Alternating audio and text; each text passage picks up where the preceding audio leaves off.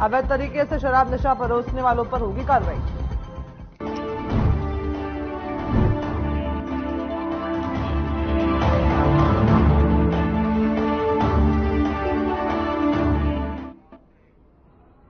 नमस्कार, स्वागत है आप सभी का बड़ी खबर में और मैं हूं आपके साथ दिव्या। इस बुलेटिन में हम बात करेंगे दिन की 4 बड़ी खबरों की। पहली खबर लोकसभा चुनाव से जुड़ी है।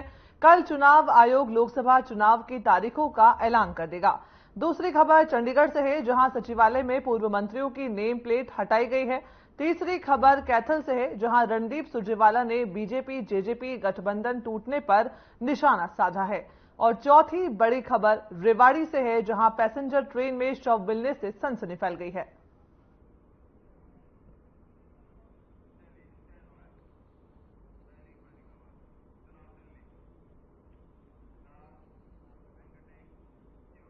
और बड़ी खबर में शुरुआत करते हैं। पहली बड़ी खबर से, लोकसभा चुनाव का इंतजार कर रही पार्टियां, नेताओं और लोगों का इंतजार अब खत्म हो गया है। कल यानी शनिवार को चुनाव आयोग लोकसभा चुनाव की तारीखों का ऐलान कर देगा। चुनावों के ऐलान के साथ ही देश में आचार संहिता भी लागू हो जाएगी। इसी के साथ 4 राज्यों में विधानसभा चुनाव भी किए जाएंगे। ये लोकसभा चुनाव एनडीए और INDIA इंडिया दोनों ही गठबंधन के लिए बेहद अहम हो जाता है। एक तरफ जहां बीजेपी 400 पार का दावा कर रही है, वहीं दूसरी तरफ कांग्रेस और उसकी साथी पार्टियां बीजेपी के विजय रथ को रोकने की पूरी कोशिश में जुटी हुई है।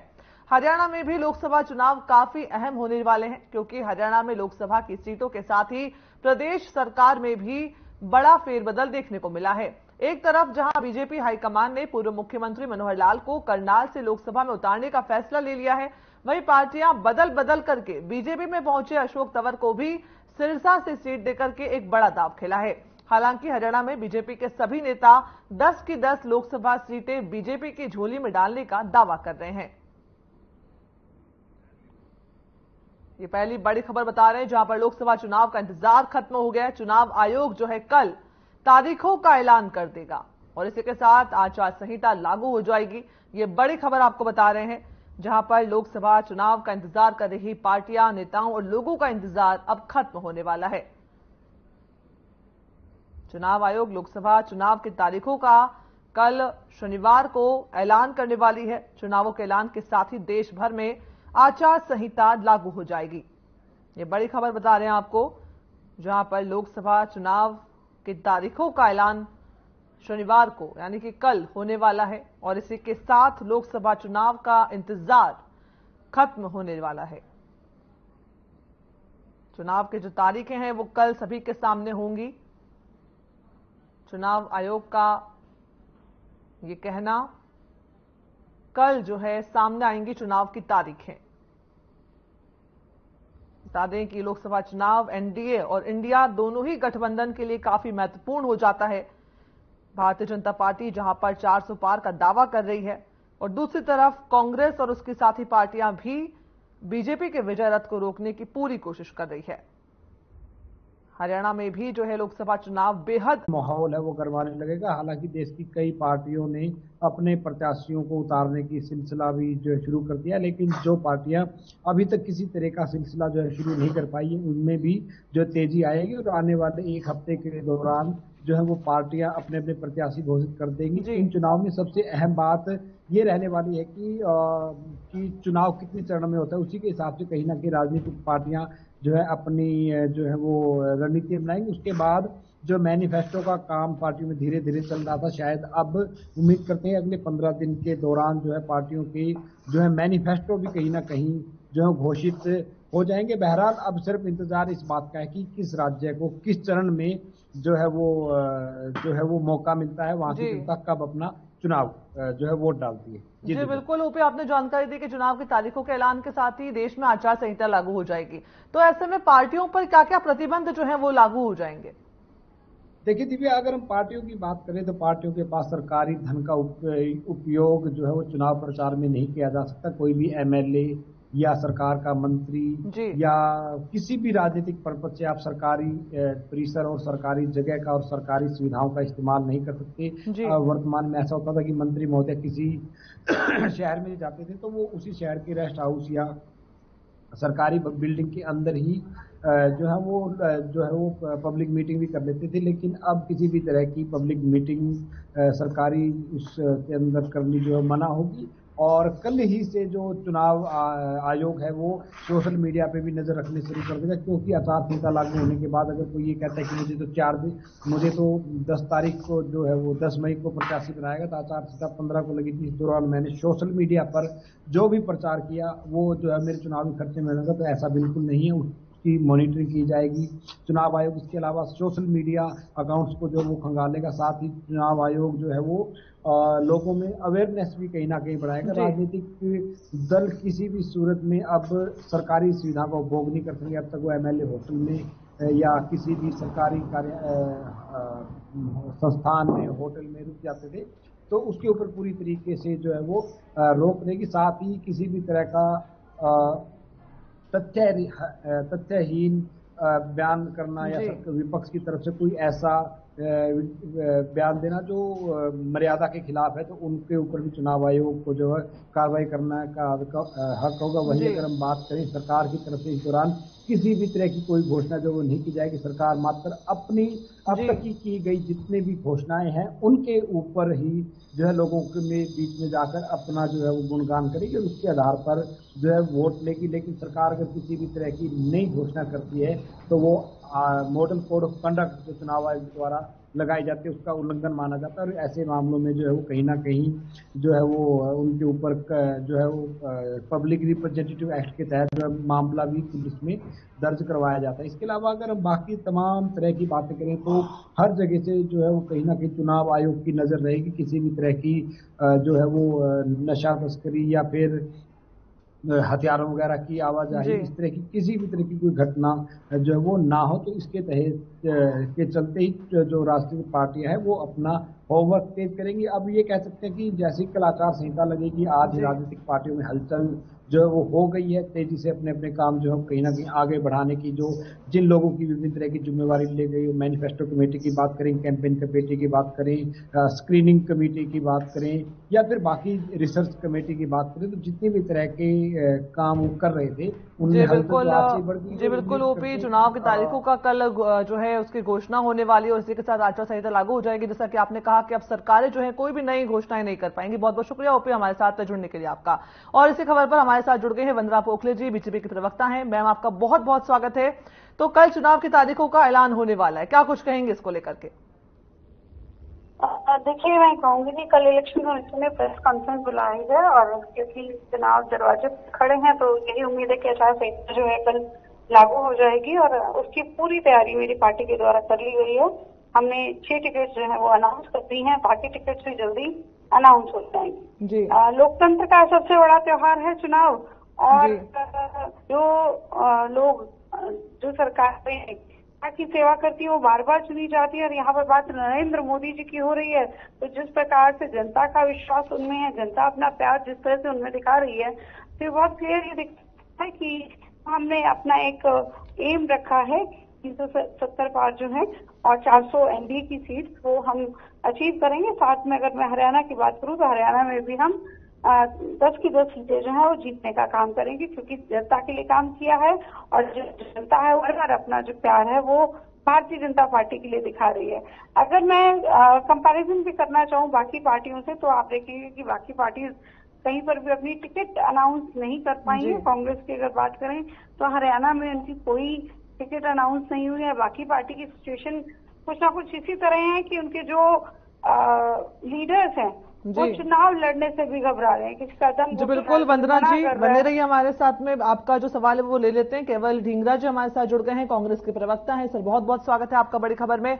वंदना जी सवाल कर रही हैं कि कांग्रेस हरियाणा में जो है अब बीजेपी ने 6 उम्मीदवारों के नाम का ऐलान कर दिया है। कल चुनाव आयोग जो है वो लोकसभा चुनाव की तारीखों का ऐलान कर देगा। ऐसे में कांग्रेस के अभी तक कोई भी सीट पर कोई भी नाम सामने नहीं आया है। सर नहीं, देखिए हमारी 362 उम्मीदवार थे, उन्होंने अपने नाम भर दिए थे। अब उसका आंकलन जो है वो हाईकमान कर रहा है। उसकी सीईसी पे मीटिंग है, उसकी आज ही है मेरे ख्याल से। तो आज मीटिंग के बाद डिसाइड होंगे कि कौन कौन से कैंडिडेट आएंगे और वो जुझारू कैंडिडेट जो भी आएंगे वो चुनाव लड़ेंगे। लेकिन इसमें सवाल एक और है। सवाल ये है कि भाजपा के एक एमपी तो मौजूदा छोड़ के चले गए, वो कांग्रेस ज्वाइन कर गए। हिसार से, और दूसरे एमपी जो है वो उनकी एक अश्लील वीडियो वायरल हो रही है उनकी भी। वैसे तो ये उनका इस्तीफा लेगी नहीं मोदी सरकार, क्योंकि ये तो बेटियां इन्हीं से बचानी पड़ती हैं, क्या करें, मतलब मजबूरी है। आप देखिए ब्रिजभूषण सिंह, कुलदीप सेंगर, संदीप सिंह हमारे यहाँ के मंत्री, और अब जो है सोनीपत के बीजेपी के एमपी, इस तरह से इनसे तो मतलब जो है ना आधी आबादी जो है महिलाओं को ही बचाना पड़ रहा है इनसे, कि अब अश्लील वीडियो वायरल हो रही है लेकिन एमपी साहब पे कोई एक्शन नहीं है। तो एक सीट तो वही है इनकी, और एक सीट वो चली गई इनकी हिसार वाली। तो इनकी हालत तो खुद की पतली है, ये हमारे ऊपर सवाल उठा रहे हैं, बताए। और दूसरी बात ये है कि इनको जो है आधी आबादी को देखते हुए इनको उस एमपीशिप से, उससे सोनीपत से इस्तीफा नहीं लेना चाहिए क्या? ये बनता नहीं है क्या? महिला है वंदना जी भी, इनको थोड़ा सा तो देखेंगे। अश्लील वीडियो जिनके वायरल हो रहे हैं वो एमपी बन रहे हैं, आप उन्हीं को टिकट देंगे क्या? ये ऐसे जुझारू एमपीओ को टिकट देगी क्या भाजपा? और ऐसे ही संदीप सिंह को अभी मंत्री बनाएंगे क्या दोबारा, जो एक्सटेंशन दोबारा आप कर रहे हैं? उनके एमएलए-शिप भी बरकरार है, इनकी एमपी-शिप भी बरकरार है। कैसे तो ये काम कर रही है बीजेपी। दूसरी बात ये है, इसके इनके पास कोई जवाब नहीं होंगे, सिर्फ कहानियां उठाएंगे, लंबी लंबी छोड़ेंगे और भाग जाएंगे। ऐसे नहीं होता है स्टेट के अंदर। बिल्कुल केवल ढींगरा जी आपके सवालों का जवाब देंगे, लेकिन एक प्रश्न आपसे करना चाहेंगे कि ये कयास लगाए जा रहे हैं कि कांग्रेस जो है राज बब्बर को, फिल्म अभिनेता है, उन्हें भी मैदान में उतार सकती है, तो क्या ये फिल्म अभिनेता को मैदान में लाकर के वोटर्स को लुभाने की कोशिश कर रहे हैं सर? देखिए इसमें आप देखिए इतनी लड़ाई लंबी है, लेकिन ये सवाल है इसमें, पूरा देश महंगाई, बेरोजगारी, इतने बुरी हालात से गुजर रहा है, और इन्होंने अग्निवीर योजना बना दी, फौज में भर्ती बंद कर दी। 2 करोड़ रोजगार हर साल देने थे, 20 करोड़ रोजगार नहीं दिए। इन्होंने बिजनेसमैन के ऊपर अनर्गल जीएसटी के जो है अमाउंटें लगा दी। लोग सभी वर्ग त्रस्त हो रखे हैं, और ये भाजपा मदमस्त चल रही है। इनको जनता की परवाह नहीं है, इनको सिर्फ धरपकड़ योजना के तहत, जो इस ईडी, सीबीआई और दूसरी एजेंसियों के तहत ये अपनी जो मदमस्त बोल रहे हैं, ये सिर्फ इनके पास एक तंत्र है, जो ईवीएम तंत्र है, उसके बिना पे ही सिर्फ बोल रहे हैं। अगर बैलेट पेपर पे चुनाव होता है तो मोदी जी जमीन पे आ जाएंगे, और ये कहीं बोलने लायक भी नहीं रहेंगे ये सब लोग। जी, साथ ही केवल ढींगरा जी, केंद्रीय चुनाव समिति की कांग्रेस की बैठक होने वाली है 18 तारीख को, तो क्या कुछ इस बैठक में रहेगा? क्या कौन कौन से नामों की घोषणा कर सकते हैं? अभी देखिए हमारी 2 लिस्टें आ चुकी हैं, एक 82-83 की आ गई, एक और आ गई इसी तरह से। तो हमारे करीबन 80 से 90 के बीच में तो लोकसभा के एमपी की लिस्ट आ चुकी है। बाकी भी लिस्ट आ जाएगी। अभी आज भी कुछ हो सकता है कि आज कुछ नाम आ जाए, कुछ 18 तारीख को आ जाए, इसी तरह से नाम आ जाएंगे। सारे पूरे देश के अंदर जहां जहां हमारा इंडिया गठबंधन के नाम है, सारे कांग्रेस के नाम आ जाएंगे। और चुनाव जो है वो हम पूरे ही देखिए दम बल से चुनाव लड़े जाते हैं, मुद्दों पे चुनाव लड़े जाते हैं। बीजेपी के पास कोई मुद्दा है नहीं। जी बिल्कुल, वंदना जी से सवाल ले लेते हैं। केवल ढींगरा जी पूछ रहे हैं वंदना जी कि क्या बीजेपी के पास कोई मुद्दे नहीं है? मुझे लगता है कि सबसे पहले तो फोन कट गया था कि बीजेपी के पास मुद्दे नहीं, काम कराए मुद्दे तो विपक्ष को देखने चाहिए ना, उनके पास क्या मुद्दे हैं। ये मुद्दे रह गए कि वो परिवार पे प्रश्न चिन्ह उठाते हैं, कभी किसी और चीज पे प्रश्न उठाते हैं, कभी सेना पे प्रश्न चिन्ह उठाते हैं, कभी धर्म पे प्रश्न चिन्ह उठाते हैं। तो मुझे लगता है कि मुद्दों से तो विपक्ष भटक गया, किसी उनको पता है तमाम करके।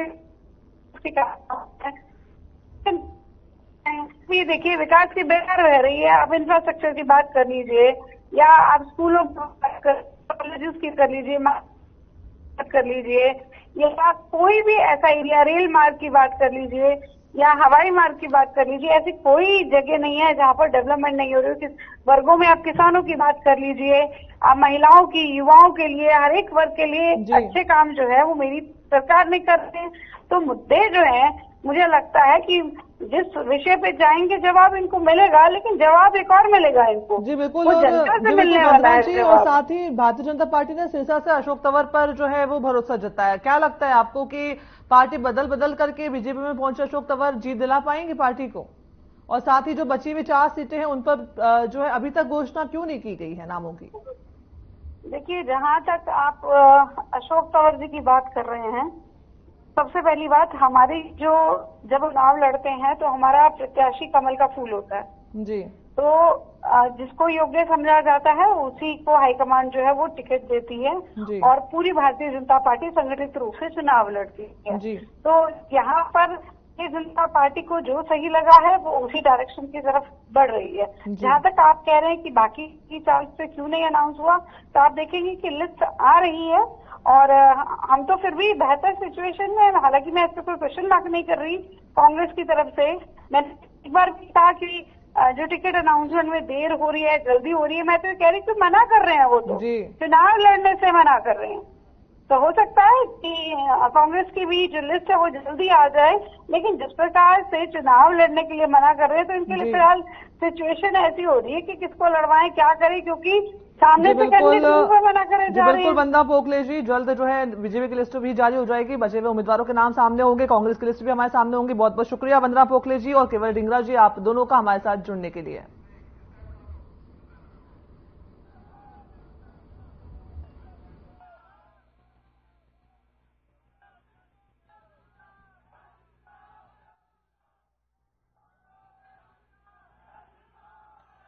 मैं देख रहा हूं ये नरेंद्र मोदी जी की नीतियों का परिणाम है, ये मनोहर लाल जी की नीतियों का परिणाम है।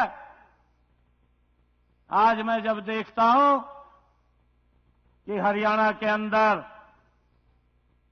आज एक तरफा माहौल, और जब ये चुनाव रिजल्ट आएंगे, जब 2019 के अंदर जितने वोट मिले थे उससे भी 3 गुना ज्यादा वोट दे करके हमारे 10 के 10 कमल के फूल खिल करके नरेंद्र मोदी जी के पास जाएंगे।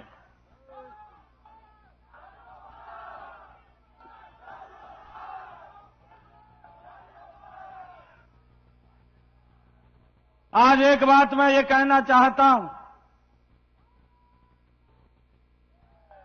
आदरणीय मनोहर लाल जी भी बैठे हैं। मैंने ये 2 रोज पहले भी बात कही थी, क्या मजबूती से खड़े होकर के लगिए। मनोहर लाल जी के समय में किसी कार्यकर्ता के सम्मान में कमी नहीं आई और किसी कार्यकर्ता के सम्मान में, आमजन के सम्मान में कभी कमी नहीं आने देंगे। आप लोगों के सम्मान को बढ़ाने के लिए काम करेंगे। आप डट करके कार्य करिए। जो सोच नरेंद्र मोदी जी की है, जो सोच मनोहर लाल जी की है, उस सोच को मजबूत करते हुए आगे बढ़ाने का काम करिए। मुझे खुशी है ऐसी ऐसी योजनाएं वो मनोहर लाल जी के नेतृत्व में चली हैं कि जिसका गरीब व्यक्ति को लाभ मिला है। आज वो परिवार जिनकी चिंता नहीं होती थी, मैं देख रहा था, मैंने एक लाइन पढ़ी है कि मनोहर लाल जी ने ऐसी नीतियां बनाई है कि हरियाणा प्रदेश के 12 लाख से लोग जिनकी कोई चिंता नहीं करता था, उनको गरीबी रेखा से बाहर निकालने का काम वो मनोहर लाल जी की नीतियों ने किया है। भाइयों, एक एक परिवार की चिंता, एक एक व्यक्ति की चिंता, किसकी आय कितनी है, और उससे आगे बढ़ करके कि हमने उसको 1,80,000 से उसकी ज्यादा आय हो जाए, वो भी गरीबी रेखा के बाहर निकल जाए। ये चिंता अगर किसी की थी, ये जो हमें मार्गदर्शन मिला, ये गुरु रविदास जी महाराज के, जिन्होंने अपनी वाणी से ये शब्द कहे थे। गुरु रविदास जी ने कहा था कि ऐसा चाहूं राज में मिले सभी को अन्न, छोट बड़े सम बसे रैदास रहे प्रसन्न। यह गुरु रविदास जी की वाणी, और उस वाणी को चितार्थ करने का काम ये पिछले 9.5 वर्षों के अंदर ये मनोहर लाल जी ने किया है। चाहे उसको आयुष्मान कार्ड दिया है, उसके साथ चिरायु कार्ड जोड़ा है, गरीब व्यक्ति को चिंता नहीं है, वो अपना सर ऊंचा करके गरीब व्यक्ति इलाज करा सकता है। ये सम्मान का अगर अधिकार किसी ने दिया तो ये मनोहर लाल जी ने दिया है भाइयों। सिर ऊंचा करके इलाज करा सकता है, उसको चिंता नहीं है। ऐसा व्यक्तित्व है, क्योंकि समय का भी अभाव है। आदरणीय मुख्यमंत्री जी, आदरणीय मनोहर लाल जी ने और मैंने दिल्ली में जाना है, और आदरणीय मनोहर लाल जी हम सबका मार्गदर्शन करेंगे।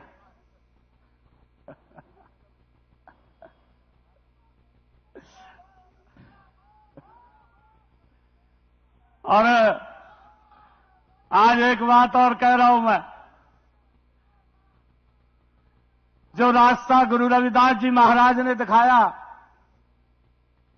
उस रास्ते को मजबूती से अगर कहीं वो आगे बढ़ा है तो मनोहर लाल जी के नेतृत्व के अंदर बढ़ा है। और मैं आपको विश्वास दिलाता हूं, जो रास्ता मनोहर लाल जी ने दिखाया है, उस रास्ते को बखूबी आगे बढ़ाने का काम आप सबके आशीर्वाद से हम करेंगे। आप सबका मैं बहुत बहुत स्वागत और धन्यवाद करता हूं। जय गुरु रविदास जी महाराज की।